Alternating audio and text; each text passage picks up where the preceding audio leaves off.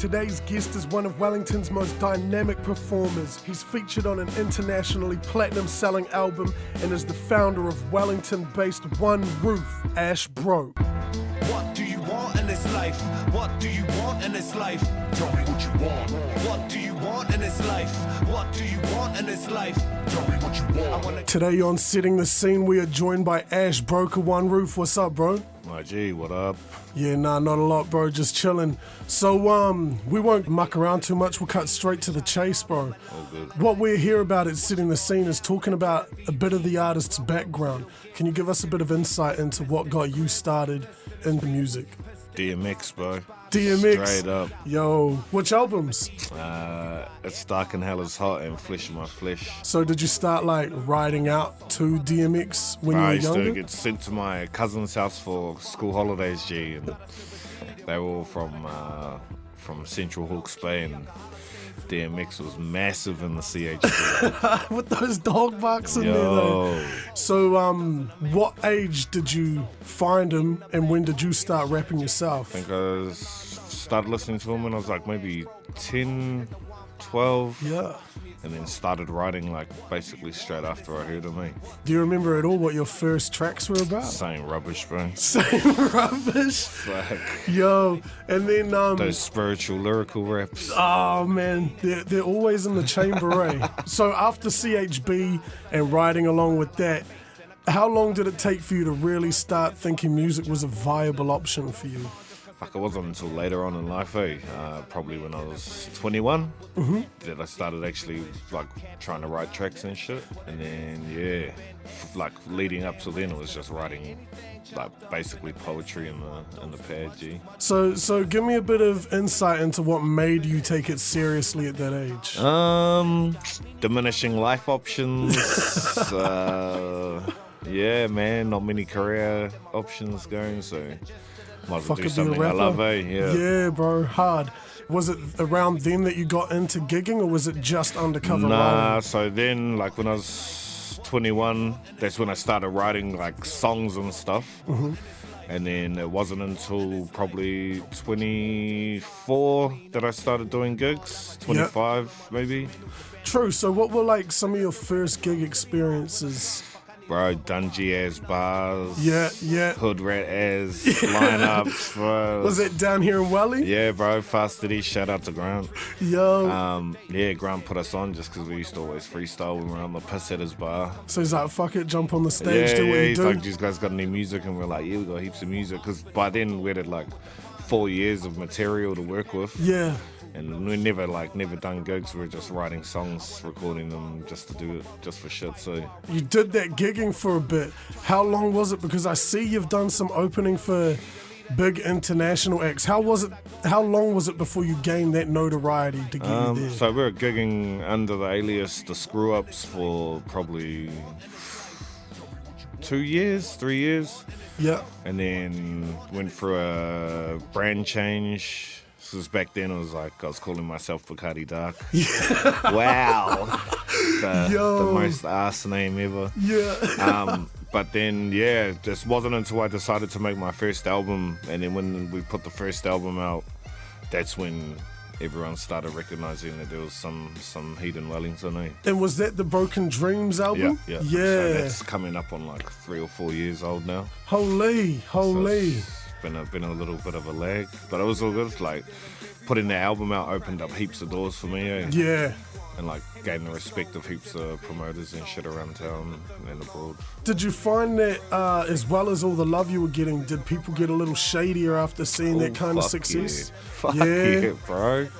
Yeah, just lost a few homies, gained a bunch of new ones. But I think it's like, if you want to go places where your template crew don't want to go, then sort of end up leaving them behind, I guess. Yeah, sometimes you got to cut off a little bit Yeah, to make bro. sure you can move forward. Yeah, exactly. You gotta align yourself with people that are going in the same direction. Yeah, bro, birds of a feather, all that kind of shit, eh? So I know all about One Roof, of course, bro, but for all those that are unaware, can you give a bit of a rundown on what you do with One Roof? So I'm basically the curator, the HNIC. yeah, the HNIC, the head chef, the foreman, the fucking The Matua. yo, Yeah, the bro. But yeah. Give a bit of insight onto the formation. So One Roof was formed probably about, I'm guessing 5 years. I need to have a look at like the Facebook page and stuff, because it was even a year before we made the Facebook page that One Roof was going. And then like just looking at different posts, like we'd do gigs with One Roof logo up on there. But Yeah. basically it was just a transformation period from going from performing at that little bar we loved called Fast Ditties to trying to crack bigger names, bigger gigs, bigger venues. Actually take it serious Yeah, and be bro. like, what up, Welly Rap, we're here. Yeah. So you've been running that for, you say, what, about 5 years or Yeah, so I guess now? yeah, it's about 5 years. It's basically since I started, when we properly put One Roof together was when I put out my first album, so 3 or 4 years, but then the year before that we were already up and running. Yeah, so. yeah. And you started off early with the likes of Innocent Max and CK. Yeah, Innocent Max, CK, Too Nice, Aki Bucks, like, yeah, we're rocking from day one. And the group's gone through, by the sounds of things, a huge metamorphosis since then. Yeah, bro. Just other people going in other directions. Yeah. And then also One Roof aligning itself with people that are heading in the same direction as itself. You've been on the Wu-Tang Invasion album. Yeah.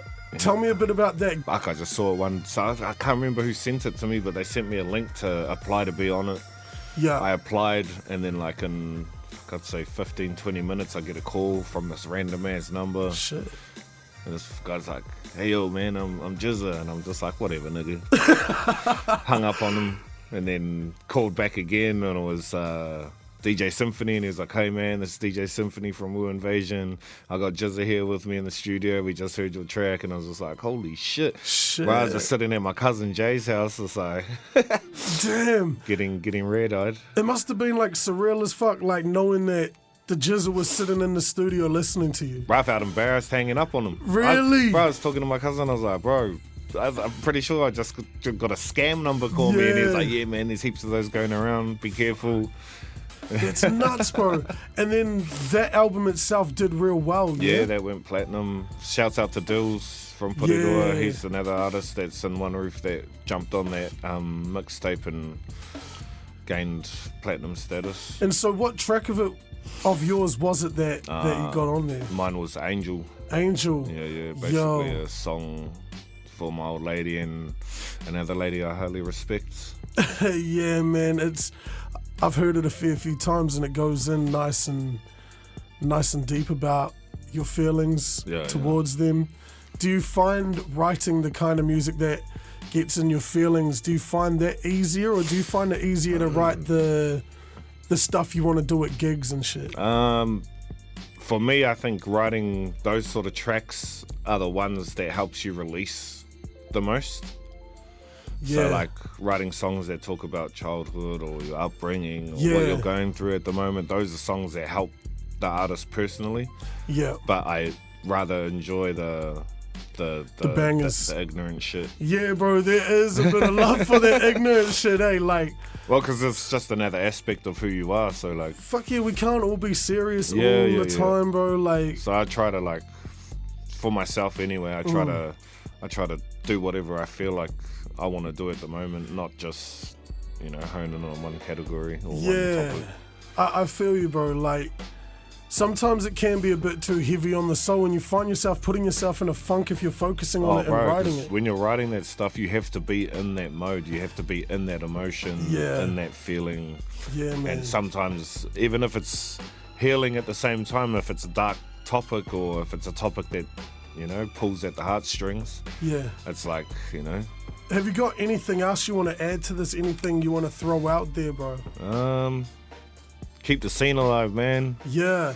Put on for your cities, put on for your region, your sectors, keep everything alive, keep the music coming, back yourself, and Don't listen to the haters, bro.